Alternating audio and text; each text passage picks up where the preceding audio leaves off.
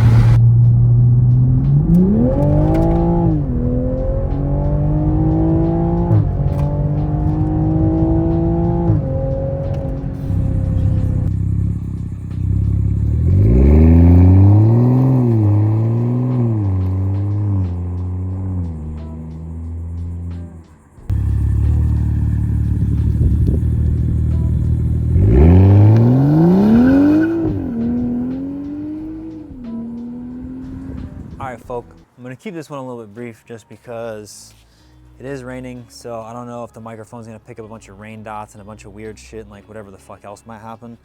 So yeah, I'm gonna check the Supra out real quick. So you've seen the video, pulled the exhaust off, did all that shit, you know what I'm saying? Got that going. The exhaust diameter, I think it's 3 1/4, but I'll be real, it's a little on the small side, you know what I'm saying? Like, they could have made this section like a little bit larger here, which they didn't, but it looks good. It doesn't hang down anywhere near as low as I expected it to. I really expected it to be just like really big and hang down low, actually kind of like how my GTR does. So probably like 3 1/4 exhaust, and looks pretty good. All stainless, which is really nice because, you know, you can't really, I don't know how to put it, but you can't really go wrong with stainless exhausts. You know, sounds good, works good, lasts long, easy to manipulate. So in the future, if we ever pull the catalytic converter out of the car and we do louder, faster, whatever the case is, basically we'll put a muffler in there, you know what I'm saying, see whatever. The exhaust I wanted for her car originally, hold on, let me pause right here. All right, that's a little bit better. I didn't want to risk the microphone potentially getting cheesy and then not being able to like talk or hear, like I'm moving around too much because I'm trying to avoid the rain and it hits the mic and the little muffle thing gets like wet and it sounds fucking weird. So anyways, so yeah, for my girl's car, I wanted to originally do the SP1R exhaust because from all the exhaust clip sounds I heard, it makes it sound more like a 2J or like an inline, you know, old school fucking, you know, inline 6-cylinder from Japan type shit, right? And that sounds fucking awesome. However, badass exhaust comes with badass price tags. I'm pretty sure it's like $1,700. So a little bit very, very, very beyond the price range of what we want to spend on the exhaust for the car, right? So I will say that in the video, it didn't translate probably that well, especially like with the windows up, down, it doesn't really matter, but you hear a lot of the in-car with the factory, I forget what you call that shit with the, when it plays the exhaust sound through the speakers, even though it's like a fake exhaust sound.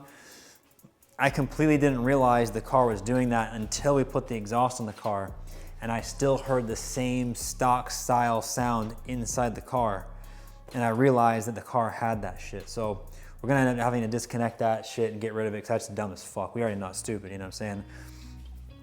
If you are somebody that has a Supra and you're considering this exhaust, it's not very expensive, especially when you compare to the rest of them, because I mean, it's really just a 3 1/4 pipe stainless, just with some bends in it, you know what I'm saying? I do like the exhaust clamps. I do like that they just slide on. Don't need any fucking gaskets. That's fucking awesome. So that's pretty good. It sits tucked up pretty well, considering, you know what I'm saying? The car's not slammed by any means, but when you consider like the factory exhaust goes from a single to a dual, and in the dual section, they're actually ovalized like all the way back, and then it comes to a muffler, you know what I mean? So realistically speaking, I was looking at the exhaust setup and it seems like, oh, it would make more horsepower because you're like, oh, bigger exhaust, but in reality, we're talking about dual, probably 3-inch ovalized exhaust, maybe 2 3/4. I couldn't really tell you, to be honest. You know what I'm saying? To like a muffler, and the muffler, you know, puts it out. The stock exhaust isn't gonna take over 500 or 600 horsepower. So it's like, I don't think that horsepower or torque wise, the exhaust is really upgrading the car. We're really more upgrading sound than anything. So in the car, I seem to notice, I feel like it's louder at lower RPMs and quieter and higher RPMs. Don't know why that is, but that seems to be kind of the way it sounds. You know what I mean? It has a good sound to it. The factory car sounds really good. The straight pipe with the factory catalytic converter, which we still have, sounds really good. We do have an aftermarket intake on it. I forget the brand, I don't really know, you know, whatever it is. So I got the intake originally, not necessarily for horsepower gains, because I don't really think that the intake really benefits the engine until you start like turning up the boost really, or like you put a bigger turbo on or something like that, you know what I mean? And I get it, yeah, okay, bigger air filter, more flow, whatever the case is, but no matter what, it's still choked down into a small turbine. And then not to mention, the factory shit is actually really large too, you know what I mean? So I don't really feel like it's gonna really gain more, but you know, probably on the highway or maybe like in the higher RPM band, you might notice a little bit better difference, but put the intake on that car some time ago and I never really noticed it being, you know what I'm saying, like noticeable. So I bought the intake originally just for sound, hear the turbo a little bit better, maybe help it breathe a little bit more, knowing that down the road we're gonna do an exhaust and shit. Putting the exhaust in the car, I will say that I don't really feel like the car is faster. However, the car on the top end seems to breathe a little easier, which would, you know, make it faster or whatever. I know I just contradicted myself with the way I'm saying that, but like, I don't really feel like the car is like, oh wow, I gained like 50 wheel horsepower and the car is crazy. I don't think that's the case. I think the car factory, anytime I've hauled ass in that car, triple digits, it always seemed like the top end just ran out of room. Where now it seems kind of more like the top end doesn't really run out of room. You know what I mean? I do need to push it more, a little further, a little faster or whatever. My girl was in the car, so I didn't want to, you know, go too crazy because, you know, it's her car, you know, it's higher speeds, you know, not everyone's that comfortable with it. She rides, she races, she does all that shit, whatever, but she's not driving, so, you know, being as a passenger, I can understand, you know what I'm saying? But yeah, so far on top end, it seems to be breathing to where the factory exhaust would choke out. So like I said, I wouldn't say it's necessarily faster or more horsepower, it breathes better, so it actually continues the pull that it had in a lower RPM, or I mean, lower mile an hour, you know what I mean? Her car, lower mile an hour, you punch it, it goes, like it's nice, you know what I mean? So I'm pretty stoked about that. It sounds good, it's not overbearing, the car doesn't drone, like all these things I expected to go full straight pipe. I mean, I get it still has a catalytic converter, but like no mufflers, no bafflings, just a big tube, you know what I mean? And a lot of times you'll get like any unwanted resonance or sounds, like any type of that shit in exhaust like that, where it'll sound good in some spots, but sound trash like absolutely everywhere else, you know what I mean? So I'm happy that the catalytic converter is doing its job. We're not gonna pull the cat until we tune the car, and even then, still may not pull the cat. There's no real reason to pull it, but you know, the B58, there's downpipes everywhere for sale for pretty good pricing. So I mean, at some point we'll probably pull the cat, get rid of it, sell it, whatever. But whenever we pull the cat, I would like to change the exhaust again or add a bigger muffler, like a Apex EN1 style, like a HKS high power muffler. That way at least the car has a bigger deep tone, and I'll just do the axle, I'll do the axle back section in a much larger exhaust, or so like a 3.5 inch exhaust, something like that, you know what I mean? So yeah, I'd say overall, it sounds good. I wish it looked a little bit beefier. It does look kind of small, which does kind of suck. I don't really like that very much. So maybe I will add some sort of larger stainless 4-inch tip, or like a dual. Yeah, I can't add dual, never mind. I'll probably add like a bigger 4.25-inch tip, probably like, you know, a foot long, something like that. That way it'll at least fill the hole a little bit better, and I can pitch the pipe a little bit different, you know. But when I was putting the exhaust on, it's funny because I just opened up the parts. It gave me like a couple parts, and I'm looking at them, I'm just like, man, I wonder what these are for.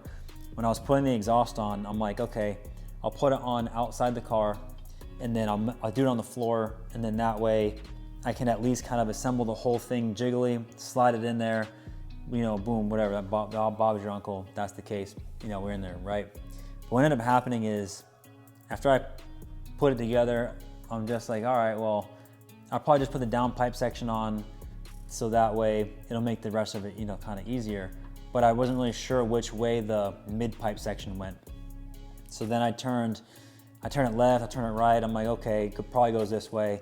Once I put it on the car, I'm okay, it goes this way. And what I didn't realize is maybe I still have it here actually. So factory, the car has these, right? This is the factory exhaust hangers in like the middle of the car. And it's a 2-piece system. This section, wait a minute. This section bolts on the chassis, this bolts onto this. So originally I took this piece off, but left that piece on.